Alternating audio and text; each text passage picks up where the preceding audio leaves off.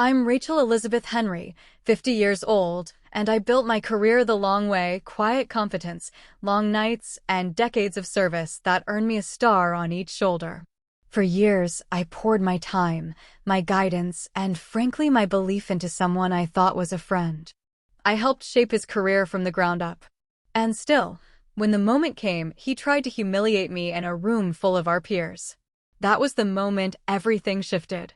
Because the choice I made after that changed both of our lives. Have you ever given someone your support only to be dismissed the moment they felt powerful enough to do it? If you have, tell me your story in the comments. You're not alone. Before I get into what happened, let me know where you're watching from. And if you've ever had to stand your ground after being underestimated, hit like and subscribe. What happened next might surprise you. I grew up in a modest Air Force family on bases that smelled like jet fuel and fresh paint. My father worked maintenance on C-130s, coming home with grease under his fingernails and stories about hydraulic systems. My mother handled logistics at the Base Operations Center, coordinating supply chains with the kind of quiet efficiency that kept entire squadrons flying. Those hangars and administrative buildings shaped my childhood in ways I didn't fully appreciate until much later. I learned early that discipline wasn't about yelling, it was about showing up on time, following through, and taking responsibility when things went wrong. That's where I met Evan Brooks when I was 12. He was the new kid, transferred in from Kadena Air Base in Japan, looking lost outside the base library. His father was Navy, a logistics officer who moved every 2 years, and Evan had that particular kind of exhaustion that comes from never staying anywhere long enough to matter. I noticed him struggling with an algebra textbook, the kind of frustration that makes kids either give up or lash out. I sat down across from him without asking and started explaining quadratic equations in a way that actually made sense. He looked at me like I'd just translated a foreign language. We became friends the way military kids do, fast and without ceremony. You learn not to waste time when you know someone might disappear in 6 months. I helped him study, introduced him to the other kids on base, made sure he knew which teachers to avoid and which ones actually cared. He was smart enough when he focused, but he struggled with consistency. I pushed him toward discipline, toward structure, toward the kind of work ethic that would carry him through whatever came next. By the time we were 16, Evan had decided he wanted to be a Navy SEAL. It wasn't a casual dream, it was the kind of obsession that consumes teenage boys looking for proof of their own worth. I supported him because that's what friends do. I helped him research the requirements, the training pipeline, the physical standards he'd need to meet. I woke up early to run with him before school, pushed him through pull-ups and flutter kicks when he wanted to quit, edited his application essays until they actually sounded like someone the Navy would want. When he needed money for a prep course in San Diego, I worked extra hours at the base commissary and loaned him $300 I'd saved for a car. He said he'd pay me back. I told him not to worry about it. I commissioned into the Air Force right out of college through ROTC. Started as a second lieutenant at 22, managing a flight of intelligence analysts at Langley Air Force Base. The work was methodical, collecting data, analyzing patterns, briefing senior officers on threat assessments that could shift entire operational plans. I liked the precision of it, the way good intelligence could save lives without anyone ever knowing your name. I earned my rank slowly, the way most officers do. 1 to 02 after 18 months. 02 to 03 after another 2 years. Captain at 26, running a larger team, deploying to Afghanistan to coordinate joint intelligence operations. Evan finished BUD/S training when I was a first lieutenant. He called me from Coronado, exhausted and triumphant, describing Hell Week like it was the greatest accomplishment in human history. Maybe for him it was. I was proud of him. I'd helped get him there, after all, not just with the running and the essays, but with the belief that he could do it when he wasn't sure himself. He thanked me exactly once, briefly, before launching into stories about his instructors and his boat crew and the guys who'd quit. We stayed in touch over the years, though the dynamic shifted in ways I didn't want to examine too closely.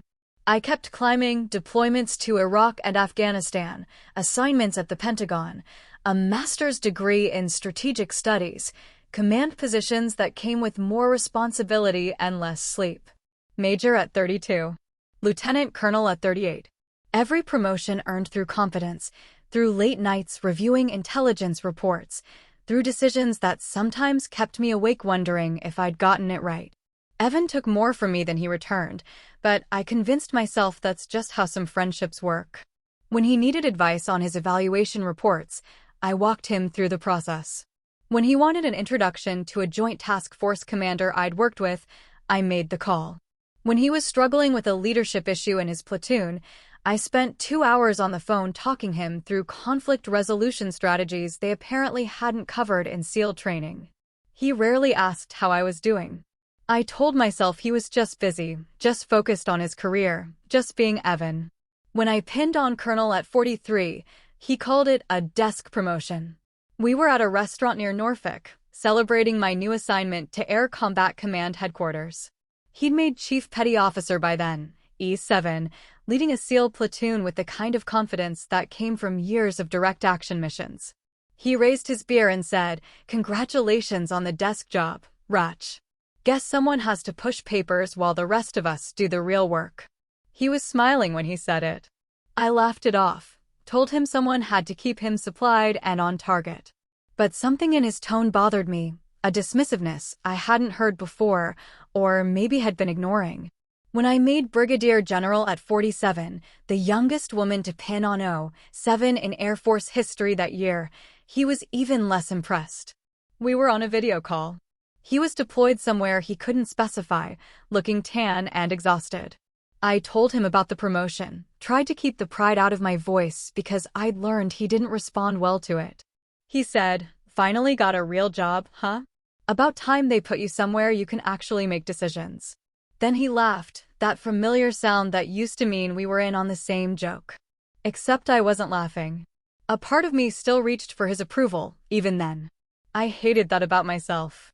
The imbalance had always been there. I just refused to see it clearly. I told myself he was joking, that military culture breeds that kind of ribbing, that he didn't really think my career was less legitimate than his. But late at night, after those conversations, I'd sit in my home office looking at my commission certificate and wonder why his opinion still mattered so much. Why I still needed him to acknowledge what I'd accomplished. Why friendship with Evan Brooks felt less like mutual respect and more like a debt I could never fully repay. I'd given him years of my time, my energy, my belief in his potential. I'd helped him become the SEAL he'd always wanted to be. And somewhere along the way, he decided that made me less than him. Not equal. Not even close. Just the person who'd been useful once, back before he became someone important. I didn't realize how deep that disrespect ran until it was too late to pretend otherwise. After Evan made Chief Petty Officer, the tone changed in ways that were harder to dismiss. He collected a circle of younger SEALs who treated him like a living legend, and he basked in it. The swagger was different now, less earned confidence, more performed dominance. When we'd meet up at joint training events or conferences, he'd have 3 or 4 of his guys with him, all of them young and loud and convinced they were the deadliest men in any room they entered. Evan encouraged it. He fed off their energy, their worship, their absolute certainty that being a SEAL made them superior to everyone else in uniform. He started introducing me by my first name to his guys. Just Rachel, with no rank, no context, no acknowledgement of the star on my shoulder. It was subtle enough that calling it out would have seemed petty, but deliberate enough that I knew exactly what he was doing. Making me smaller. Making me civilian in their eyes, or close enough. The first time it happened, at a reception in Tampa, one of his petty officers actually asked me what I did for the military. I said I was in the Air Force. He asked if I was a pilot. I said no, I was a general officer. The kid's face went red. Evan just smiled and changed the subject. Comments like, "Rail operators don't need stars to control a room," became common. He'd say it casually, during conversations about leadership or command authority, as if it were an objective observation rather than a pointed dismissal. His underlying message was clear: combat experience trumped everything else. Direct action was real leadership. Everything else, intelligence, strategy, logistics, the entire apparatus that made his missions possible, was bureaucratic theater performed by people who couldn't hack it in the field. His commanding officer was a captain, 06, Navy SEAL community to his core, who encouraged that kind of bravado. Commander Daniel Shaw treated the Navy SEAL teams like an elite priesthood and everyone else in the military like support staff. His evaluations praised aggressive leadership and warrior ethos in ways that translated to tolerating, even rewarding, casual disrespect toward anyone outside the community. Shaw had made his career on direct action missions and had no patience for what he called PowerPoint commanders. Evan absorbed that attitude completely. When Shaw spoke dismissively about Air Force officers at a joint planning conference, Evan laughed louder than anyone. Evan delayed salutes when he saw me on base. Not obviously, he'd eventually render them, but with just enough hesitation to make it clear he resented the requirement. He made small digs about chair force, officers who'd never seen real combat, conveniently forgetting that I'd spent 18 months in Afghanistan coordinating intelligence that kept his precious SEAL teams alive. He retold our history in a way that placed him above me, talking about how he'd made it through the toughest military training on Earth, while I'd gone the college route. As if my commissioning somehow negated every deployment, every command decision, every evaluation that had earned me the rank I wore. It wasn't one big issue. That would have been easier to confront. Instead, it was a slow tightening of a knot I kept pretending wasn't there. The jokes that went just a little too far. The introductions that omitted my rank. The way he'd talk over me in professional settings, especially when his guys were watching. The casual assumption that his experience was more valuable, more real, more worthy of respect than mine. I noticed. I logged every slight, every dismissive comment, every moment where he made it clear he didn't see me as his equal anymore. I'd go home after those interactions and replay them, analyzing them the way I'd analyze intelligence reports, looking for patterns and meanings. The pattern was obvious. Evan had decided that rank didn't matter if you hadn't earned it his way.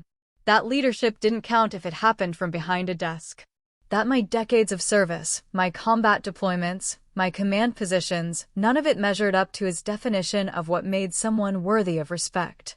But emotionally, I wasn't ready to admit how far he'd drifted from who he used to be. Or maybe how clearly he was showing me who he'd always been, underneath the grateful teenager I'd helped so many years ago.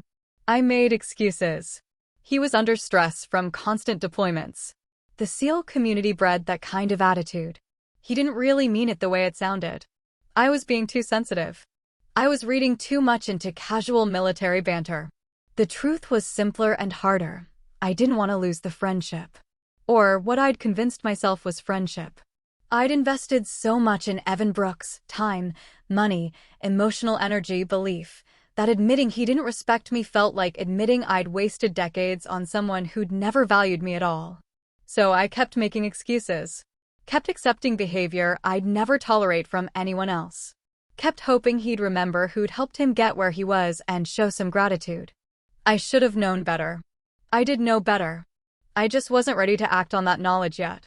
At a joint reception in Virginia Beach, 6 months before everything fell apart, Evan introduced me to a young SEAL lieutenant as the girl who used to tutor me back on base. Not Brigadier General Henry. Not my old friend from when we were kids. Just the girl. Like I was still 12 years old, still defined entirely by my usefulness to him, still locked in a dynamic where he was the one who'd gone on to do important things.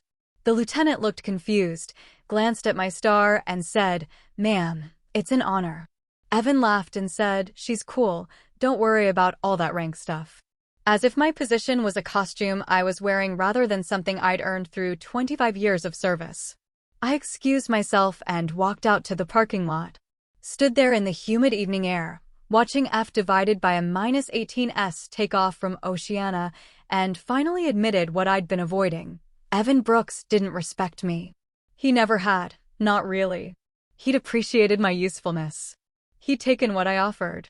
But respect, the kind that acknowledges someone's accomplishments, that treats them as an equal, that shows basic professional courtesy, that had never been part of our equation. The imbalance wasn't new. It had always been there. I just refused to see it because seeing it meant facing what I'd already lost.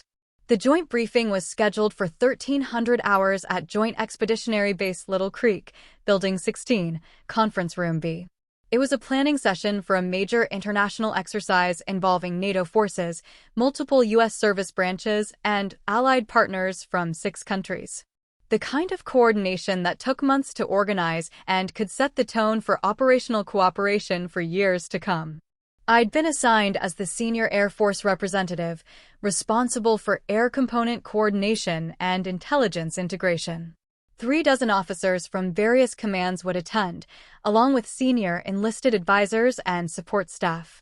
I arrived at 12:45, early as always, wearing standard operational camouflage pattern utilities with no rank insignia visible. I'd left my star in my office, along with my name tape. It was a calculated decision. I wanted to observe the room dynamics before the formalities started, get a sense of who was actually prepared and who was coasting on reputation. Sometimes you learn more when people don't know they're talking to a general officer. The conference room was large, set up with stadium-style seating and multiple projection screens. Equipment specialists were running final checks on the classified network connections. I took a seat in the back, reviewed my notes, and waited. Officers filtered in gradually: Army majors and colonels, Navy commanders, a Marine lieutenant colonel I'd worked with in Afghanistan. Professional nods, quiet conversations, the usual pre-briefing energy. Evan walked in at 12:58 with 8 members of his SEAL platoon. You could hear them coming down the hallway, loud voices, laughter, the particular swagger that comes from believing you're the most dangerous people in any building. They moved like a pack, tight formation, all of them wearing their tridents prominently. Evan was in the center, holding court, telling some story that had his guys laughing. Chief Petty Officer Evan Brooks, E7, completely in his element. They grabbed seats in the middle section, still loud, still treating the briefing room like their personal locker room. A Navy commander, Lieutenant Commander Sarachin, someone I'd worked with before, glanced their way with obvious irritation, but said nothing. That was the problem with the SEAL community's reputation. They got away with behavior that would earn anyone else a sharp correction because people were afraid of being seen as hostile to the warriors. Evan spotted me in the back row. His eyes swept over me once, dismissive, then returned. I watched recognition flicker across his face, not of who I was, but of what I appeared to be. A woman, middle-aged, sitting alone, no visible rank. He smiled, the way predators smile when they spot easy prey. He stood up and walked toward me, his guys watching, already grinning like they knew what was coming. The room was starting to quiet down as people noticed the interaction. Evan stopped right in front of me, hands on his hips, that familiar smirk I'd seen 1,000 times before. "Hey," he said, loud enough for half the room to hear. "What's your rank again?" "Office Lady First Class." His platoon erupted. Laughter rippled through the SEALs, loud and performative. A few other officers looked uncomfortable but stayed silent. Evan was playing to his audience now, feeding off their energy, riding the moment. I looked at him and said nothing. Just maintained eye contact. He stepped closer, emboldened by the laughter. "Come on, boys. Look at this. Another useless woman they stuck here to pour coffee." He glanced back at his guys, making sure they were watching. "What do you think? Is she lost? Maybe looking for the admin building." More laughter. One of his petty officers actually slapped his knee. The Marine lieutenant colonel looked like she wanted to intervene, but was calculating the political cost. The Navy commander had gone very still, her face carefully blank. I checked my watch. 12:59 and 30 seconds. "You have 30 seconds, I said. My voice was quiet but clear. Evan leaned in, his face inches from mine. "Or what?" He was grinning now, fully committed to the performance. "You gonna report me to your supervisor? Tell them the mean SEAL hurt your feelings." I didn't respond. Just kept my eyes on his, counting down silently. The doors at the front of the conference room opened at exactly 1300 hours. 5 general officers entered in formation, moving with the kind of precision that comes from decades of military bearing. General Marcus Denton, Air Force 09, for stars. Lieutenant General Sophia Reyes, Army 09, 3 stars. Major General Ethan Caldwell, Marine Corps 08, 2 stars. Brigadier General Nadia Laurent, NATO Liaison, 7 equivalent, 1 star. Rear Admiral Thomas Keane, Navy 08, 2 stars. They walked past every officer in that room without breaking stride. They looked past the Army colonels in the front row. They looked past the Navy commanders and the Marine Lieutenant Colonel. They looked past Evan Brooks and his entire SEAL platoon. They walked straight to the back of the room, stopped in front of me, and came to attention. All 5 of them raised their hands in a crisp, simultaneous salute. "Good afternoon, General Henry," General Denton said. I stood, returned the salute with the precision I'd practiced for 25 years, and said, "Good afternoon, General Denton." "Gentlemen." "Ma'am." The silence afterward was absolute. You could have heard a pen drop. Every eye in the room was on us, watching the senior officers in the entire exercise render military courtesy to the woman Evan Brooks had just called useless. I looked at Evan. Watched his face strain of color. Watched his eyes go wide as reality crashed into his assumptions like a freight train.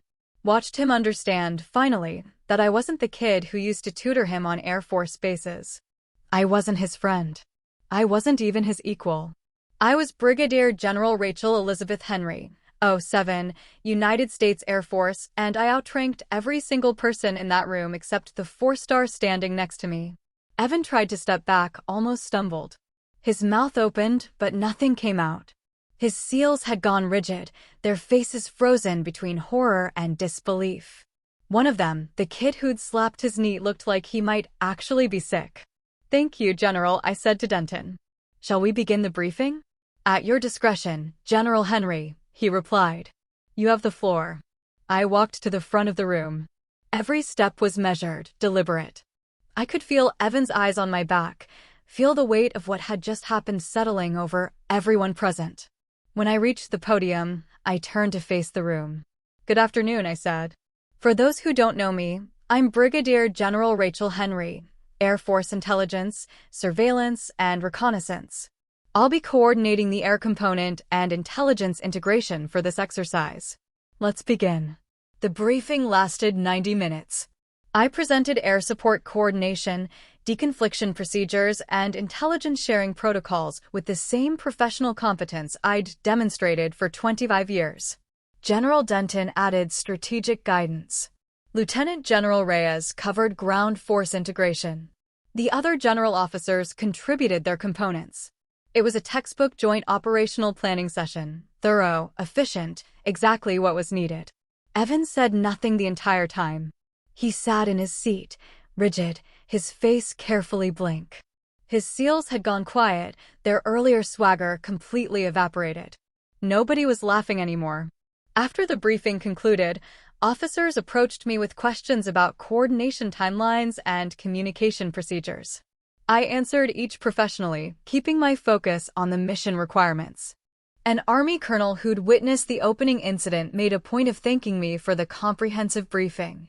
The Marine Lieutenant Colonel gave me a respectful nod that acknowledged everything without saying a word. Lieutenant Commander Chin waited until others had cleared out, then approached quietly. "General Henry, I want to apologize on behalf of..." I held up my hand. "No apology necessary, Commander. You weren't responsible for his behavior." "Still, ma'am, that was completely unacceptable." "Yes," I agreed. It was. When I finally left the conference room, Evan was gone. His platoon had disappeared the moment we were dismissed, probably retreating to their team room to process what had just happened. I'd seen their faces during the briefing: embarrassment, shock, the dawning realization that their chief had just humiliated himself and them in front of the senior leadership of an international military exercise. I returned to my office at Langley Air Force Base, 2 hours north. My deputy was waiting with message traffic that required immediate attention, updates from our intelligence fusion cell, coordination requests from combatant commands, the usual flow of operational requirements. I worked through them methodically, focusing on the mission, pushing aside everything else. At 1700 hours, my phone buzzed with a text from an unknown number. I almost ignored it, then recognized the area code. San Diego. Navy SEAL Home Base. It was from Senior Chief David Martinez, chief of the boat for Evan's SEAL team. The message was formal, almost certainly dictated by their commanding officer. Ma'am, Senior Chief Martinez, SEAL Team 8. On behalf of our command, I want to extend a formal apology for Chief Brooks' conduct at today's briefing. His behavior was unprofessional and does not reflect the standards of our team. We are addressing this matter internally. I read it twice, then set the phone down without responding. An apology was required by military protocol, but it didn't change anything. The damage was done not to me, but to Evan. He'd revealed himself in front of officers who would remember this incident for years. In the military, reputation is currency, and he'd just bankrupted his. That night, I sat in my home office with a glass of wine I didn't drink, looking at photos from our childhood. There was one from when we were 15, both of us in PT gear after a morning run, grinning at the camera like we'd just conquered the world. I remembered that day I'd pushed him through his first 10-mile run, preparing him for the SEAL fitness standards. He'd said I was the best friend he'd ever had. I'd believed him.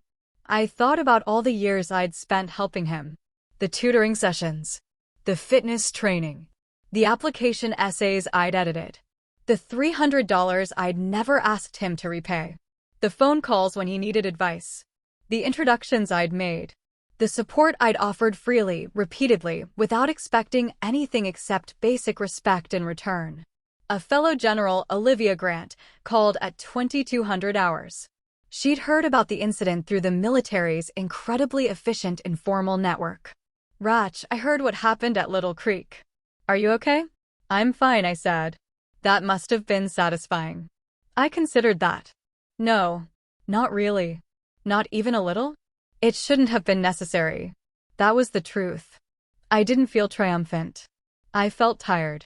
Olivia was quiet for a moment. You know what my father used to say? Rank doesn't change character. It reveals it. That landed hard. Your father was right. For what it's worth, every senior officer in that room respected how you handled it. Professional, calm, no grandstanding.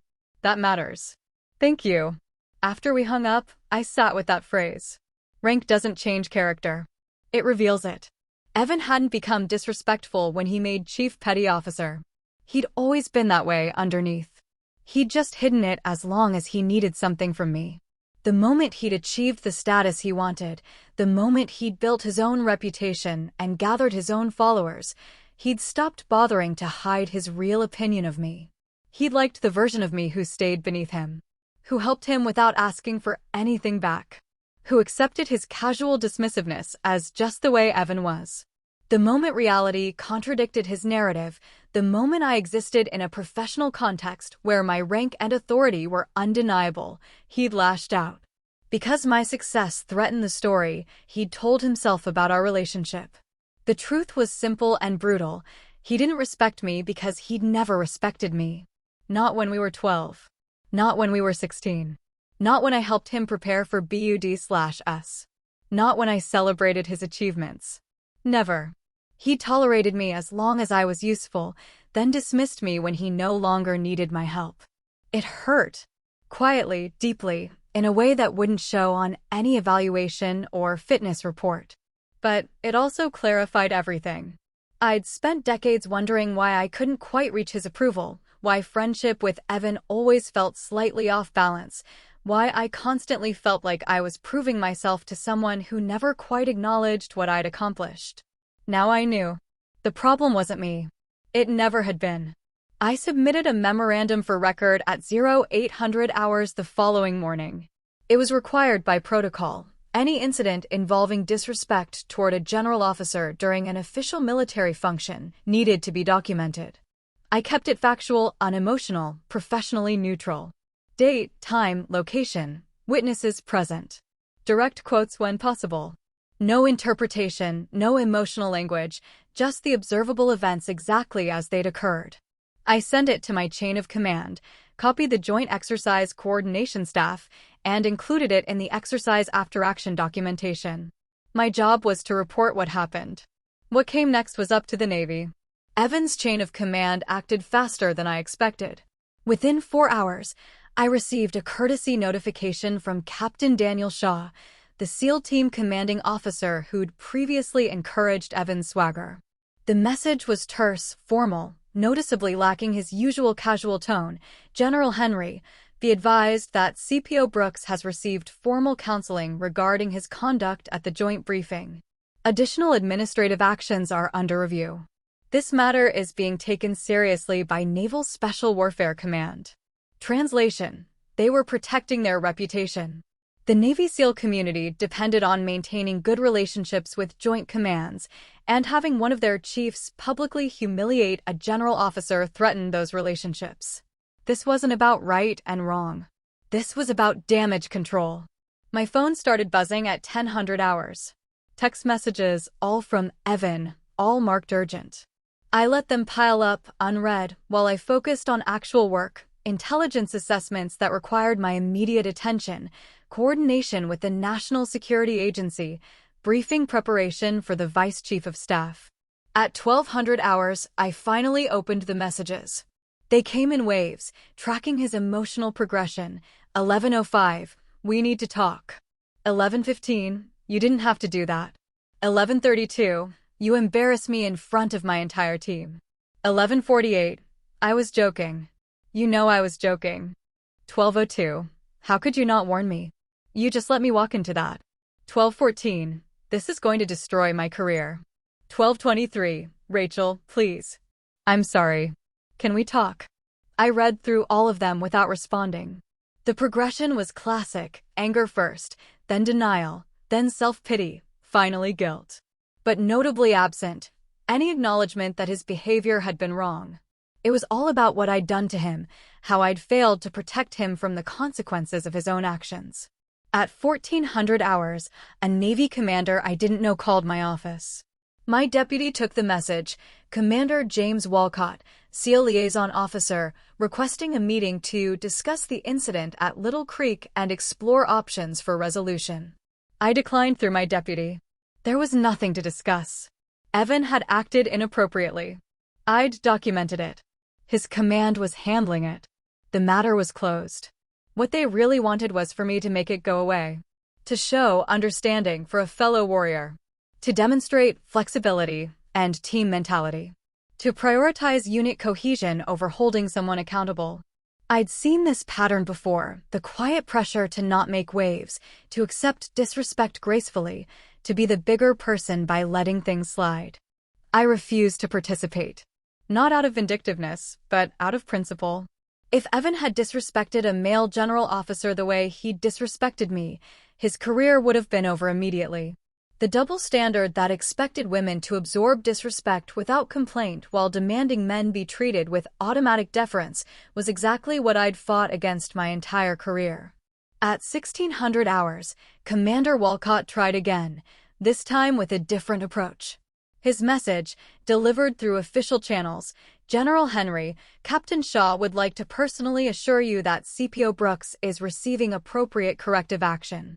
In the interest of maintaining positive joint operational relationships, we hope this matter can be resolved without further escalation. We value our partnership with the Air Force and want to ensure one incident doesn't undermine years of productive cooperation. There it was. The subtle threat. Play along or risk damaging inter-service relationships. Accept the apology and move on, or be seen as the problem. I responded through official channels, keeping my reply brief and professional: Commander Walcott, I appreciate Captain Shaw's attention to this matter. The incident has been properly documented per Air Force protocol. I have no further action planned and consider the matter closed from my perspective. The appropriate corrective measures are at the discretion of CPO Brooks' chain of command. Respectfully, B.G. Henry. Translation: I'd done my job. Now they needed to do theirs. I wasn't going to help them minimize this or make it easier for Evan to escape accountability. That evening, Lieutenant General Olivia Grant called again. I heard the Navy's trying to smooth things over. They are. You holding firm? Yes. Good. Don't let them pressure you into making this disappear. What he did was inexcusable, and every junior officer who witnessed it needs to see that there are actual consequences. That's what I keep telling myself. You sound uncertain. I was quiet for a moment. Part of me wonders if I'm being vindictive. If I should just let it go. Rachel. Olivia's voice was sharp. If a male SEAL chief had said that to a male Air Force general, what would have happened? His career would be over. Exactly. This isn't vindictive. It's equal standards. Boundaries aren't punishments. They're the bare minimum of professional conduct. She was right. I knew she was right. But decades of conditioning, of being told to be understanding, to not make waves, to prove I wasn't a difficult woman, made it hard to trust my own judgment. He was my friend, I said quietly. No, Olivia replied. He was someone you helped who never respected you. There's a difference. After we hung up, I sat with that distinction. A friend would have celebrated my promotions. A friend would have introduced me properly to his subordinates. A friend would have shown basic respect, especially in professional settings. Evan had done none of those things. He'd taken my help, used my connections, and dismissed my achievements. That wasn't friendship. It was exploitation wearing friendship's mask. For once, I wouldn't protect him from himself. I wouldn't make excuses. I wouldn't smooth things over or make his life easier. I'd simply stop shielding him from the consequences of choices he'd made freely and repeatedly. If that destroyed our relationship, maybe the relationship had never really existed in the first place. The Navy removed Evan from the international exercise assignment within 48 hours. The official notification came through Joint Coordination Channels, a bland, bureaucratic message stating that Chief Petty Officer Brooks had been reassigned to other duties and would be replaced by Senior Chief Martinez for the exercise leadership role. No explanation provided, but everyone who'd been in that conference room knew exactly why. It was a significant professional blow. The exercise would have been a high-visibility assignment, the kind that gets mentioned in evaluation reports and promotion packages. The kind that establishes credibility with allied military forces and builds relationships that matter for future career opportunities. Evan had just lost all of that because he couldn't resist performing for his guys at my expense. According to my sources in the Navy, and general officers always have sources, his commanding officer had placed him on watch status for the next evaluation cycle. Not quite formal administrative action, but a clear signal that his judgment was being questioned. Captain Shaw, apparently, had been furious. Not because Evan had disrespected a woman or embarrassed himself, but because he damaged the SEAL team's relationship with joint commands. The pragmatic calculation was obvious. One chief wasn't worth undermining cooperation with multiple general officers. Evan's younger SEALs stopped orbiting him quite so closely. I heard through unofficial channels that several of them had been quietly counseled by their leadership about professional conduct and joint force respect. The petty officer who'd slapped his knee during Evan's performance reportedly wrote me a formal apology letter, though I never received it, probably intercepted by his chain of command as inappropriate contact. The message got through anyway. The guys who'd laughed loudest were now scrambling to distance themselves from the incident. Senior leaders across the joint force praised how I'd handled the situation. General Denton stopped by my office personally 2 weeks later. That could have gone a lot of different ways, he said. You kept it professional. No grandstanding, no drama, just calm competence. That matters. Thank you, sir. Between us. He lowered his voice. I'm tired of watching good officers tolerate disrespect because they're afraid of being labeled difficult. You set a clear boundary, documented the facts, and moved on. That's leadership. After he left, I sat at my desk thinking about boundaries. For years, I'd absorbed Evan's casual dismissiveness, his jokes at my expense, his failure to acknowledge my achievements. I'd told myself I was being mature, being understanding, being a good friend. But really, I'd been teaching him that my boundaries didn't matter. That he could treat me however he wanted without consequence. That respect was optional when it came to me. From a distance, I watched Evan confront reality. It happened gradually, in small, observable ways. The confidence drained from his posture. He stopped holding court in the SEAL team common areas. His social media went quiet, no more photos of training exercises, no more quotes about warrior mentality, no more performance of operator culture. Some days, according to colleagues who crossed paths with him, he looked angry, jaw clenched, eyes hard, radiating resentment. Other days, he just looked hollow, like someone who'd finally seen his own reflection clearly and didn't like what he found. His promotion pathway had narrowed significantly. Making Senior Chief Petty Officer, E8, now seemed unlikely. The watch status would follow him through at least one more evaluation cycle, probably two. Even if he recovered professionally, this incident would be part of his permanent record. Officers who'd witnessed it would remember. Every time his name came up for a high-visibility assignment or a prestigious school slot, someone would recall the day he'd humiliated himself at Little Creek. I felt no satisfaction watching his downfall. That surprised me. I'd imagined, in my angrier moments over the years, that seeing him face consequences would feel like vindication. Instead, it just felt sad. Sad that someone I'd invested so much in had turned out to be so small.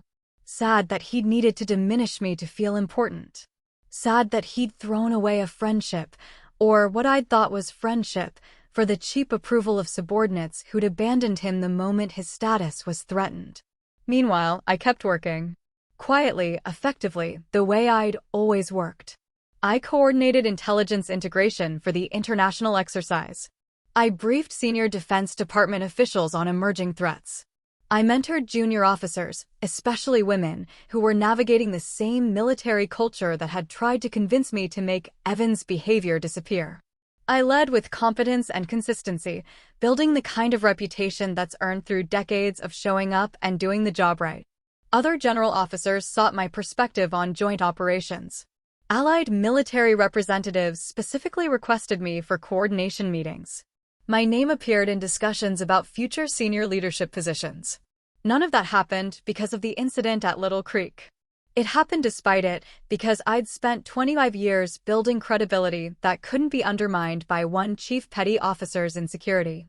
3 months after the briefing, I ran into Senior Chief Martinez at a joint training conference in Norfolk. He approached carefully, respectfully, clearly uncertain how I'd receive him. "General Henry, do you have a moment?" "Of course, Senior Chief." "Ma'am, I wanted you to know what Chief Brooks did was completely out of line. The whole team knows it. We've had some hard conversations about respect and professionalism since then." "I appreciate that." He hesitated. "He's struggling, ma'am. He won't admit it, but he is." I nodded slowly. "That's not your burden to carry, Senior Chief. And it's not mine either." "Yes, ma'am." He paused. "For what it's worth, you handled that situation with more grace than he deserved." After he left, I realized something important. Evan's struggle wasn't my responsibility. Not anymore. I'd spent decades trying to help him, support him, believe in him. I'd made his problems my problems, his failures my failures, his insecurities my burden to manage. And in return, he dismissed me, diminished me, and publicly humiliated me the moment he thought he could do so without consequence. His downfall wasn't because of me.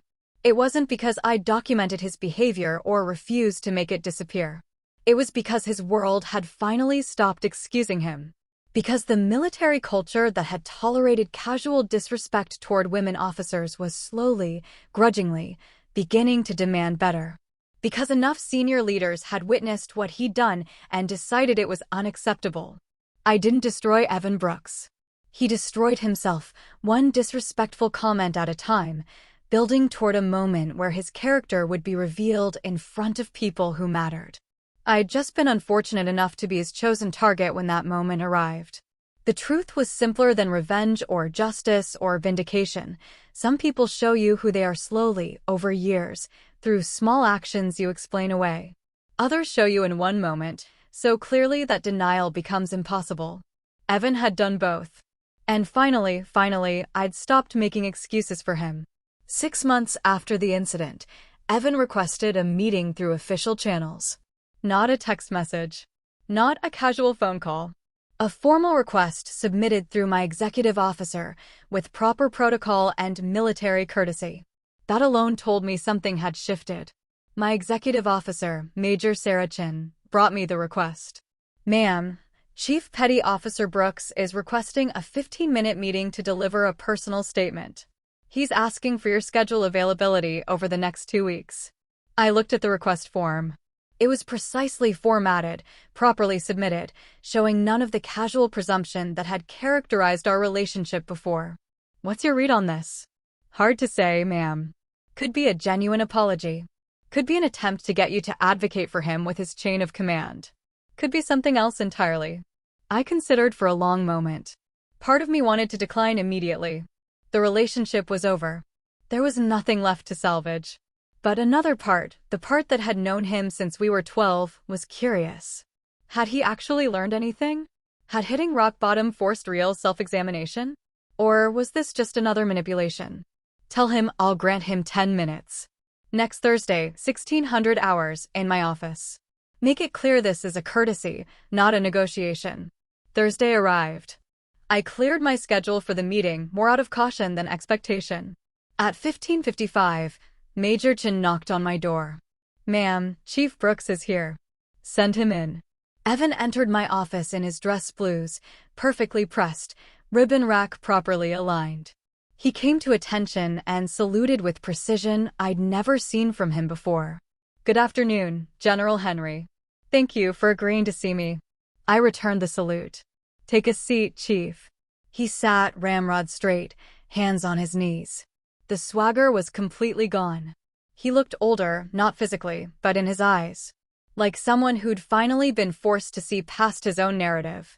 Ma'am, I'm not here to make excuses or ask for anything. I'm here to apologize, really apologize, for my conduct at the Little Creek briefing and for years of disrespectful behavior before that. His voice was steady but quiet. What I said to you that day was inexcusable. How I've treated you for years was inexcusable. You helped me become a SEAL, and I repaid that by dismissing everything you accomplished. I was wrong. Completely, unambiguously wrong. I listened without responding. I've spent the last 6 months in counseling, not required, voluntary, trying to understand why I acted that way. Why I needed to diminish you to feel important. Why your success threatened me. He paused. My counselor helped me see that I never respected your achievements because they reminded me that I needed help. That I wasn't self-made. That someone else, a woman, had been essential to my success. And I couldn't handle that. That landed with uncomfortable accuracy. I'd suspected something similar, but hearing him articulate it was different. I don't expect you to forgive me, he continued. I don't expect us to be friends again. I'm just here to tell you the truth. You deserved better. You always deserved better. And I'm sorry I couldn't see that until I'd already destroyed our friendship. The office was quiet except for the sound of air conditioning. I studied his face, looking for signs of manipulation or performance. I saw only exhaustion and something that looked like genuine remorse. I appreciate you saying that, I said finally. Sincerely. It takes courage to admit you were wrong. Thank you, ma'am. But you're right. We're not going to be friends again. Trust, once broken the way you broke it, doesn't come back. Not really. I understand. The person I thought I was friends with for 30 years didn't actually exist. The real you, the one who showed up at that briefing, that's who you'd been all along. I just refused to see it. I kept my voice even, factual. I'm glad you're getting help. I hope you become someone better. But that growth can't include me. He nodded slowly. That's fair. Is there anything else? No, ma'am. He stood, came to attention, saluted again. Thank you for your time, General. I returned the salute. He left, closing the door quietly behind him. Major Chin came in 5 minutes later. How'd it go? Better than expected. Worse than it should have been necessary. I looked at the closed door. He apologized. Seemed genuine. Doesn't matter. You're not giving him another chance? No. I was certain about that. Some things, once broken, stay broken. That's not cruelty. That's just reality. Over the following months, I heard occasional updates through military channels. Evan's performance had stabilized. He was doing his job competently, if quietly. The watch status eventually lifted. He'd never regain his previous trajectory, but he might salvage a respectable career if he stayed focused and avoided further mistakes. We served in the same military, but no longer in each other's lives. I'd see his name occasionally in personnel rosters or operational reports. Each time, I felt nothing, no anger, no satisfaction, no lingering hurt. Just the neutral acknowledgement that someone I used to know was still out there, doing their job, living their life separate from mine. That was the right ending. Not dramatic, not satisfying in any cinematic way. Just the quiet termination of a relationship that had been unbalanced from the start. I'd finally stopped carrying the weight of someone else's insecurity. Stopped making excuses for behavior I'd never tolerate from anyone else. Stopped believing that loyalty meant accepting disrespect. The friendship was over. The obligation was over. The hope that he'd somehow become who I'd wanted him to be, that was over too. And I was fine with all of it. 3 years passed. My responsibilities expanded, more oversight authority, more strategic planning, more direct advising to combatant commanders and Defense Department leadership. I made Major General at 50, second star, becoming one of the senior-most women in Air Force intelligence. The promotion board specifically cited my exceptional ability to maintain professionalism under challenging circumstances and build effective joint operational relationships. I knew what that meant. The Little Creek incident had become part of my professional narrative, not as a scandal, but as evidence of leadership under pressure. I built a legacy the only way that matters, through consistency. Through showing up every day and doing the job right. Through mentoring junior officers who needed someone to show them that competence and integrity could coexist with ambition. Through making decisions that prioritized mission effectiveness over personal comfort or political calculation. Young women officers sought me out at conferences and professional development events. They asked how I'd handled disrespect from male peers. How I'd navigated joint operations when some officers didn't take me seriously. How I'd built credibility in communities that didn't automatically respect women in leadership. I told them the truth. You earn respect through competence, maintain it through consistency, and protect it by refusing to tolerate behavior that undermines your authority. You don't have to be perfect. You just have to be professional and refuse to accept anything less from others. Evan remained in the Navy. He made Senior Chief Petty Officer eventually, E8, but the promotion came years later than it should have. He never regained the shine he'd had before Little Creek. His career stabilized at competent mediocrity. He did his job, led his teams adequately, and slowly faded from the high-visibility operator culture he'd once embodied. According to colleagues who'd served with him, he was humbler now, more measured, noticeably careful about how he spoke to and about officers regardless of gender or branch.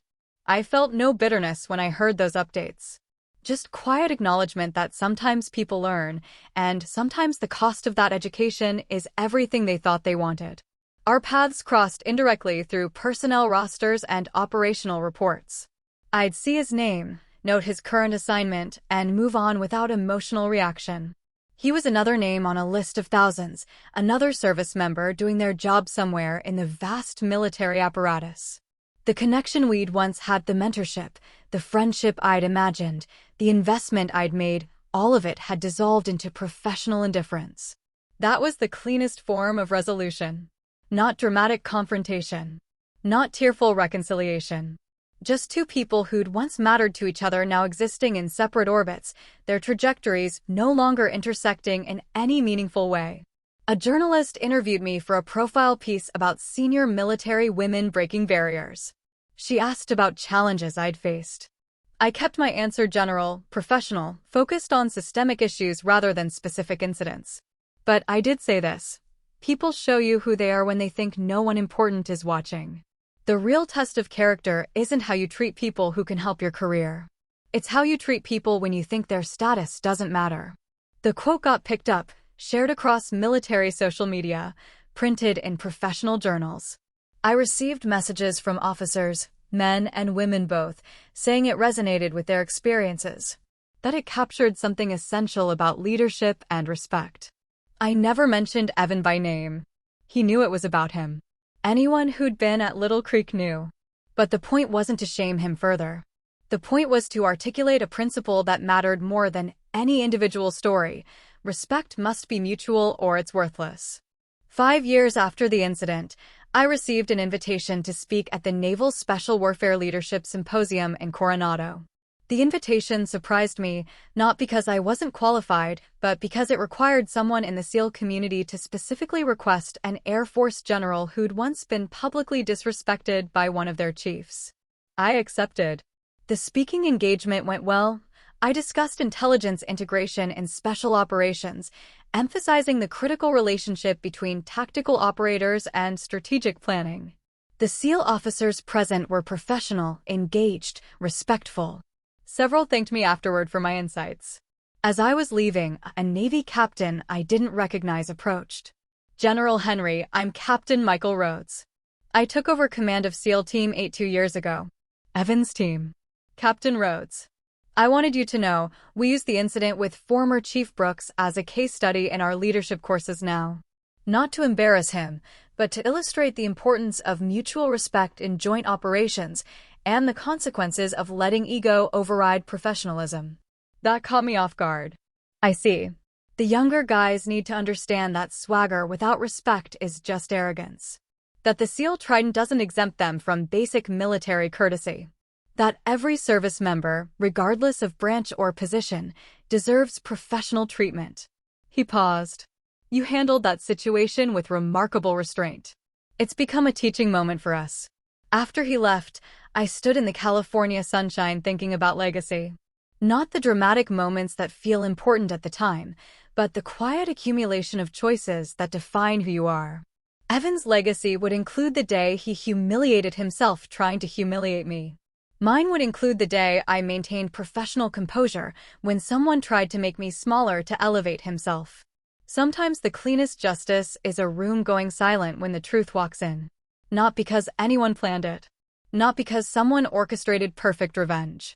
Simply because reality contradicted someone's carefully constructed narrative, and there was nowhere left to hide. I'd spent 30 years helping Evan Brooks believe in himself. He'd spent those same 30 years taking what I offered while quietly resenting that he needed it. The moment our paths crossed in a context where my authority was undeniable, he lashed out, tried to reestablish the hierarchy he needed, where he was superior and I was subordinate. And reality, in the form of 5 general officers who knew exactly who I was, had corrected his delusion immediately and permanently. I'd learned something important from all of it. You can't make someone respect you. You can only refuse to tolerate disrespect. You can only maintain your own standards and let the consequences teach their own lessons. You can only build your character through consistent choices and trust that eventually, your reputation reflects your reality. Evan Brooks had shown me who he was. I'd finally believed him. And I'd walked away. That was enough. The justice I'd needed wasn't revenge or vindication or even his apology. It was the freedom to stop carrying someone else's insecurity as my burden. The clarity to see that loyalty to someone who doesn't respect you isn't loyalty, it's self-betrayal. The peace that comes from knowing your worth isn't determined by whether others acknowledge it.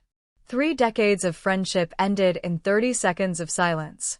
And in that silence, I'd finally heard what I needed to hear. Nothing. No more excuses. No more explanations. No more hoping he'd somehow become someone he'd never been. Just the quiet certainty that I deserved better, had always deserved better, and would never again settle for less. Character reveals itself in moments when people think the truth doesn't matter. Evan thought he was safe performing for his guys, mocking someone he decided was beneath him, secure in his status and his community's protection. He was wrong. And the wrongness of that assumption had cost him everything he thought made him important. I moved forward, built my career, mentored others, served with distinction, earned 2 stars, then consideration for 3. And through it all, I carried no bitterness, just the learned wisdom that some relationships end not with dramatic confrontation, but with quiet recognition that they'd never really existed in the first place. Respect must be mutual or it's worthless. Trust once betrayed rarely returns. And sometimes walking away is the strongest thing you can do. That's the truth I learned from Evan Brooks. And it was worth everything it cost to finally understand. 15 years later, I stood in the Pentagon's Hall of Heroes, surrounded by portraits of Medal of Honor recipients and the weight of military history. Lieutenant General Rachel Elizabeth Henry, 09, 3 stars, United States Air Force. Deputy Director of the Defense Intelligence Agency. The promotion ceremony had concluded an hour ago, and I was supposed to be at the reception, but I'd slipped away for a moment of quiet reflection. 3 stars. I looked at my shoulder, at the insignia that represented 37 years of service, and tried to process what it meant. Fewer than 200 people in the entire U.S. military wore 3 stars at any given time. I was one of 11 women currently at this rank across all services. The journey from that second lieutenant at Langley Air Force Base to this moment had been long, demanding, and occasionally brutal.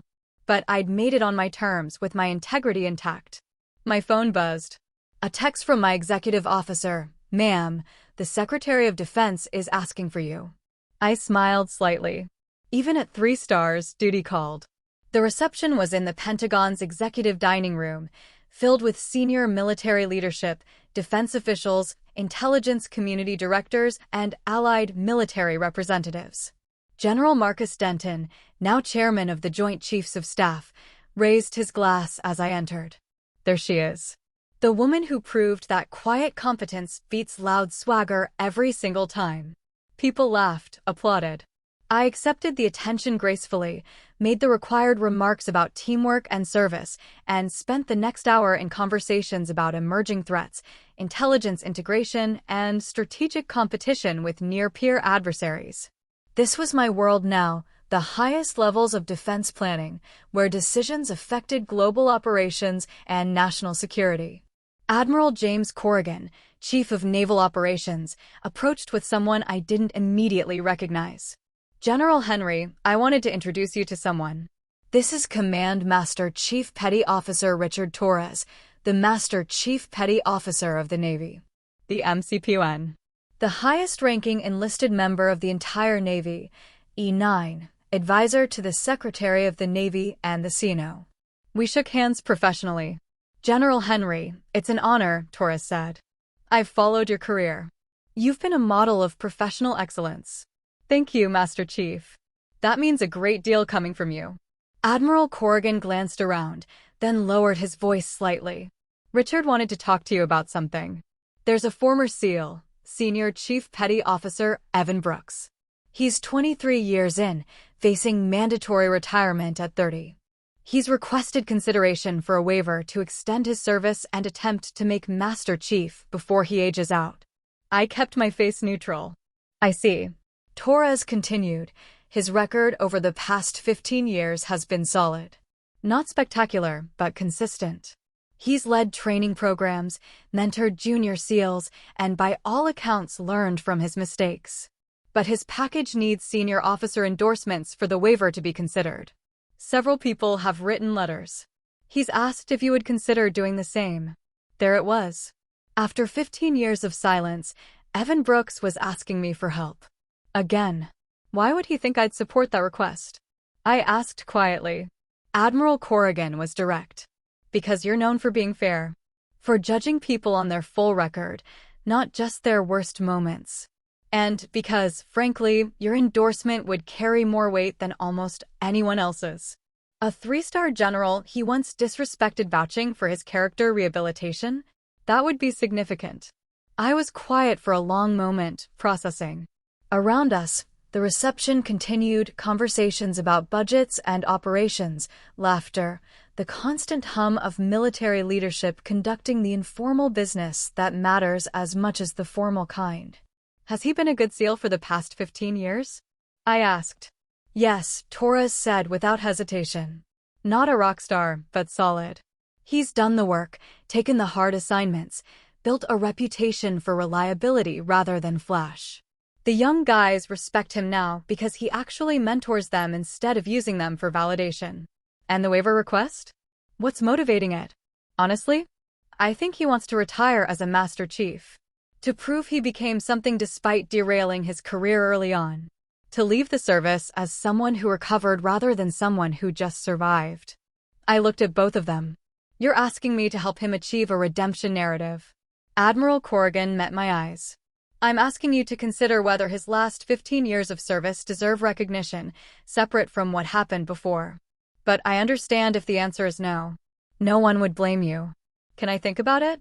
Of course, ma'am. Take whatever time you need. After they moved on, I found myself standing alone near the windows overlooking the Potomac River, thinking about Evan Brooks. I hadn't thought about him, really thought about him, in years. He'd become a footnote in my story, a cautionary tale I occasionally referenced in leadership discussions without naming names. The emotional charge had faded long ago, replaced by indifferent acknowledgement that we'd once known each other and no longer did. But this was different. This was a direct request for my support, my endorsement, my help. After everything, he was asking me to vouch for him. Part of me wanted to refuse immediately. Why should I help him achieve his goals when he'd spent years dismissing mine? Why should I invest any energy in his redemption when he'd shown me so little respect? The anger was still there, buried deep but accessible if I wanted to reach for it.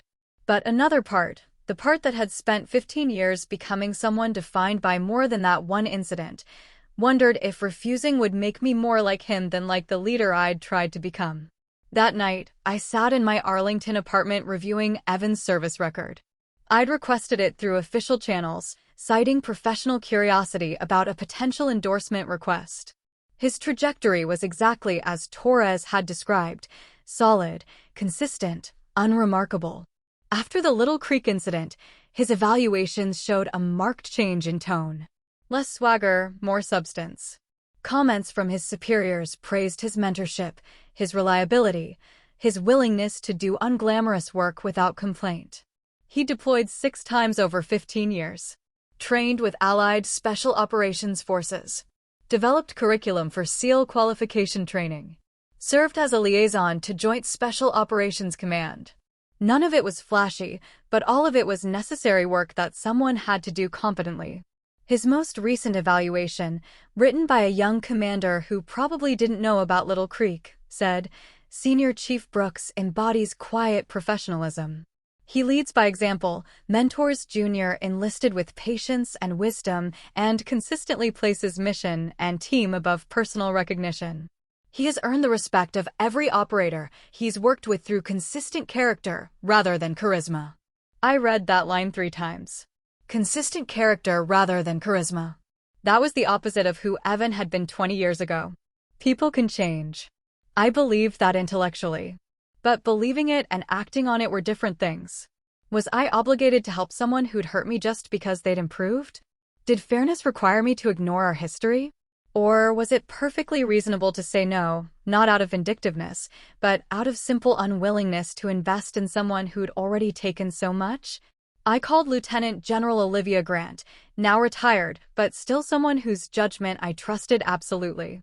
"Liv, I need perspective on something." "I'm listening." I explained the situation. She was quiet for a long time after I finished. "Do you want to help him?" she asked finally. "I don't know. Part of me thinks he doesn't deserve my help. But another part wonders if I'm being petty. Let me ask you this. If he were anyone else, some SEAL you didn't know, with the same service record over the past 15 years, would you write the endorsement?" I considered that carefully. Probably yes. The record supports it. Then the question isn't whether he deserves your help in the abstract. It's whether your personal history should disqualify him from consideration you'd give anyone else. Should it?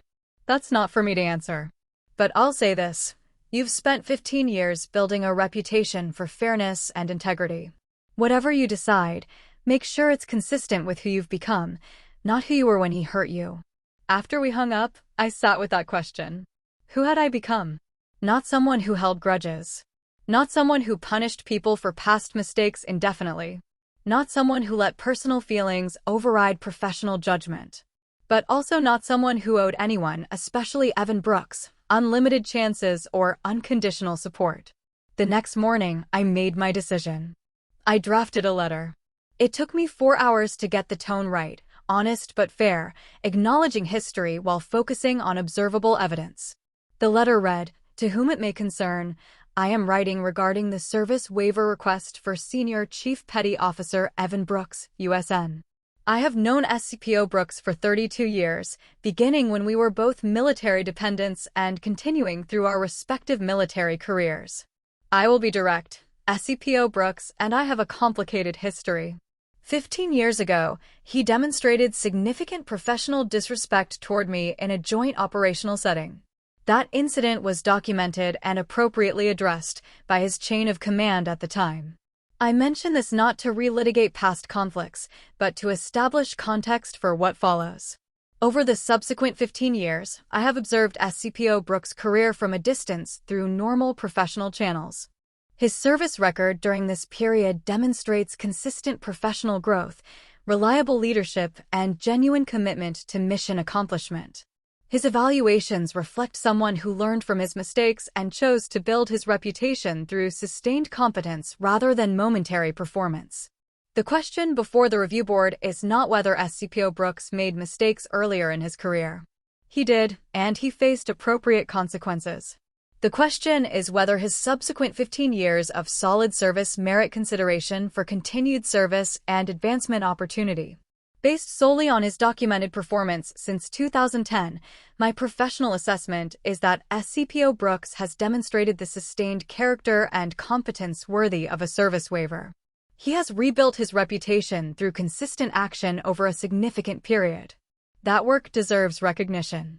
This endorsement does not erase our history. It acknowledges that people can change, careers can be rebuilt, and 15 years of solid service should be evaluated on its own merits. Whether SCPO Brooks achieves the rank of Master Chief Petty Officer should be determined by his qualifications and the needs of the service, not by conflicts that occurred and were resolved 15 years ago. I provide this endorsement based on professional judgment, not personal friendship. We're not and will not be friends.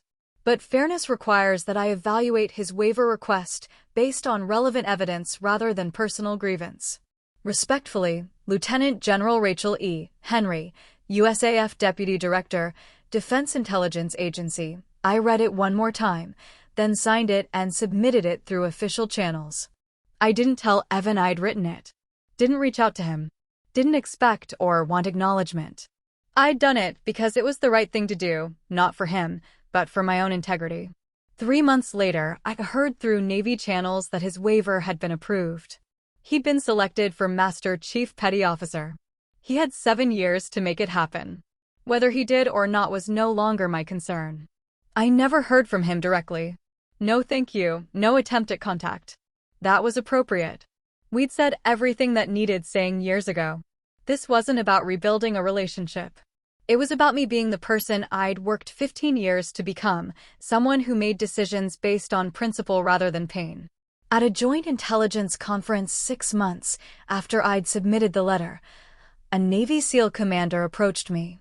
General Henry, I wanted to thank you. For what, Commander? For the letter you wrote for Senior Chief Brooks. It made a difference. But more than that, it set a standard. You showed that fairness doesn't mean forgetting, but it does mean giving people credit for genuine change. That's been valuable for our community to see. I nodded acknowledgement. We all have to decide what kind of leaders we want to be. I chose fairness over grudges. That doesn't mean consequences disappear. It means they're proportional and finite. Yes, ma'am. That distinction matters. Years continued to pass. I remained at 3 stars, serving in the most senior intelligence and operational planning positions in the Defense Department. My legacy was being built through thousands of decisions, hundreds of operations, dozens of crises managed with competence and integrity. The Evan Brooks incident was barely a footnote in that larger narrative, mentioned occasionally in leadership discussions, but never defining. Evan made Master Chief Petty Officer in his 20th year of service. I saw the announcement in Navy personnel updates and felt nothing except mild acknowledgement. He'd achieved his goal. Good for him. It had nothing to do with me. 2 years after that, I received notification that he was retiring. 30 years of service. Full retirement ceremony at Naval Amphibious Base Coronado. I was not invited. That was appropriate. Our lives had diverged completely, parallel tracks that no longer intersected in any meaningful way. But I received a letter sent through official channels to my Pentagon office about a week after his retirement ceremony.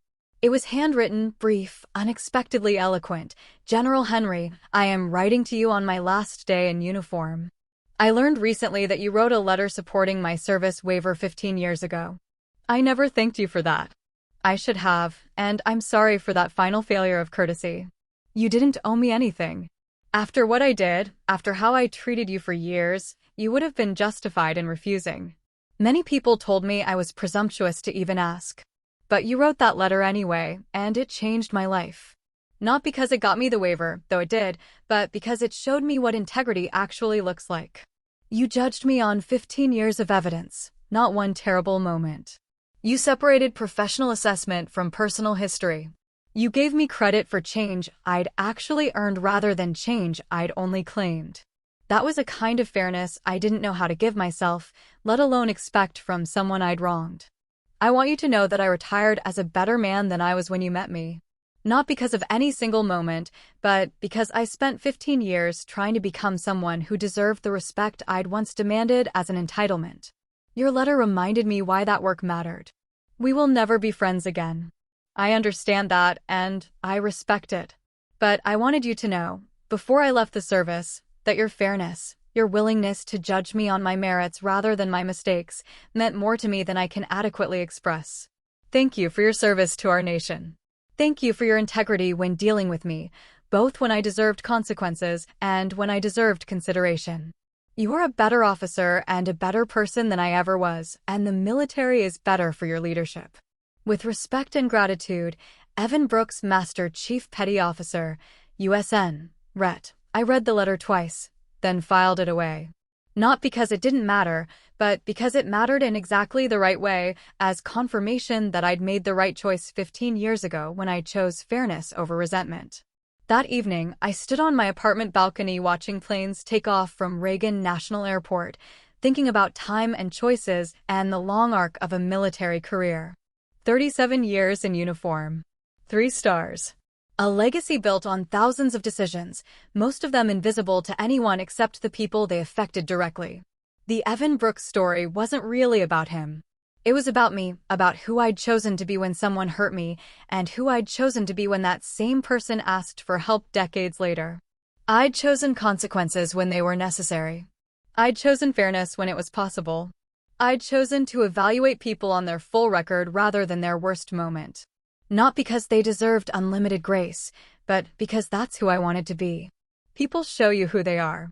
Evan had shown me, clearly and repeatedly, until I'd finally believed him.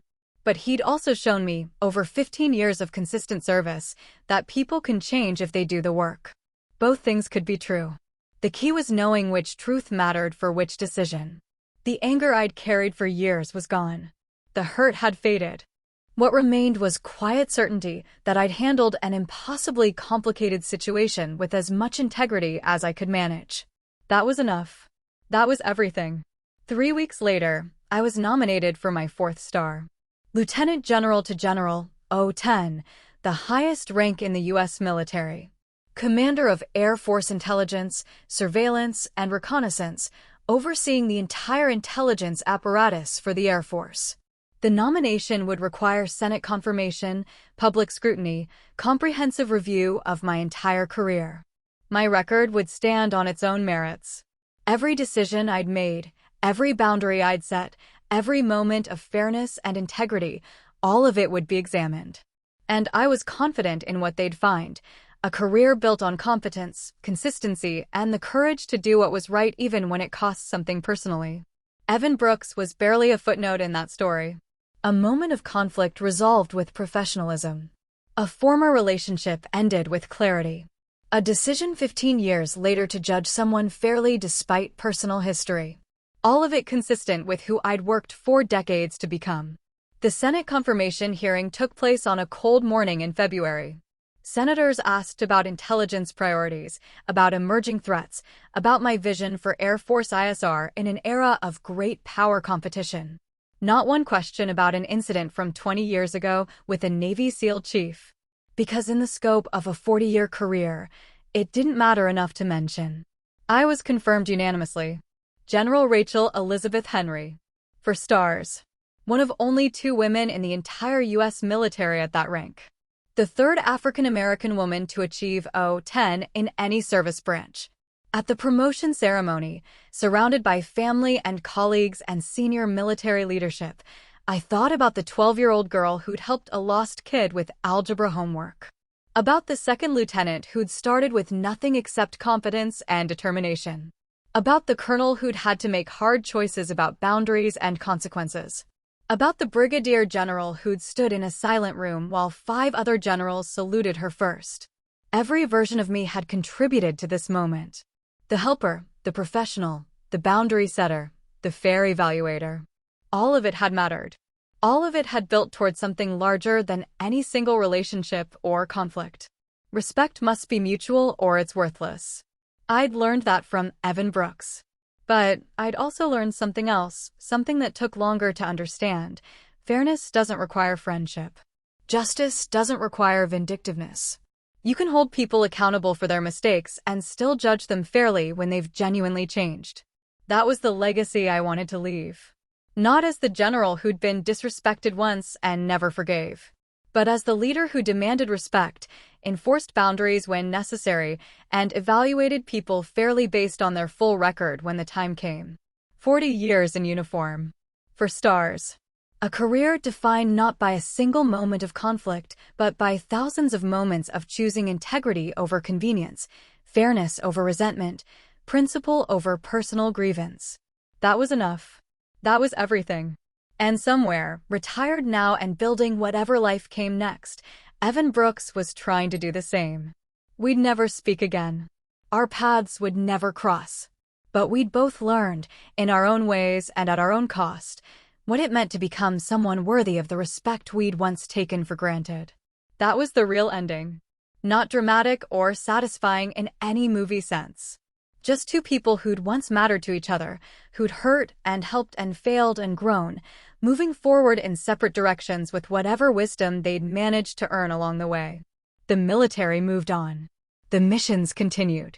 And I kept serving, kept leading, kept showing up with the same integrity that had carried me from second lieutenant to general. Because that's what leaders do. We show up. We do the work. We make the hard calls. And we build legacies through consistent character, not momentary performance.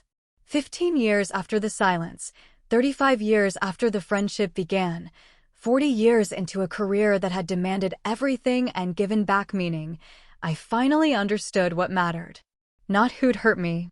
Not who'd helped me. Not vindication or redemption or any single moment of truth. Just the accumulated weight of 10,000 choices to be fair, to be competent, to be someone whose word meant something and whose judgment could be trusted. That was the real victory. That was what 4 stars represented. That was enough. That's how it all unfolded. Years of service, years of silence, and one moment that revealed the truth about respect, boundaries, and character. If you've ever had someone underestimate you, only to realize later they were wrong, tell me your story in the comments. I want to hear it. Before you go, let me know, have you ever outgrown someone who once mattered to you? Have you ever had to set a boundary that changed everything? Do you think people truly change, or do they just learn to act better? If you connected with this journey, hit that like button, subscribe, and turn on notifications. More true stories about resilience, leadership, and reclaiming your worth are coming soon.